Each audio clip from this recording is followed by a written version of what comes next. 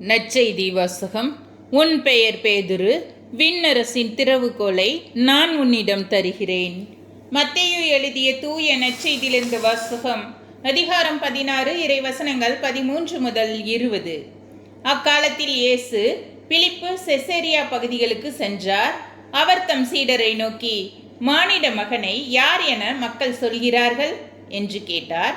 அதற்கு அவர்கள், சிலர் திருமுழுக்கு யோவான் எனவும், வேறு சிலர் எலியா எனவும், மற்ற சிலர் எரேமியா அல்லது பிற இறைவாக்கினருள் ஒருவர் என்றும் சொல்கின்றனர் என்றார்கள். ஆனால் நீங்கள் என்னை யார் என சொல்கிறீர்கள் என்று அவர் கேட்டார்.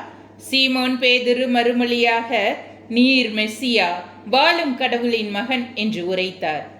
அதற்கு இயேசு, யோனாவின் மகனான சீமோனே, நீ பேறு பெற்றவன், ஏனெனில் எந்த மனிதரும் இதை உனக்கு வெளிப்படுத்தவில்லை, மாறாக விண்ணகத்தில் உள்ள என் தந்தையே வெளிப்படுத்தியுள்ளார்.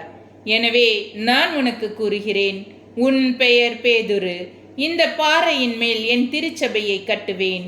பாதாளத்தின் வாயில்கள் இதன் மேல் வெற்றி கொள்ளா. விண்ணரசின் திறவுகோலை நான் உன்னிடம் தருகிறேன்.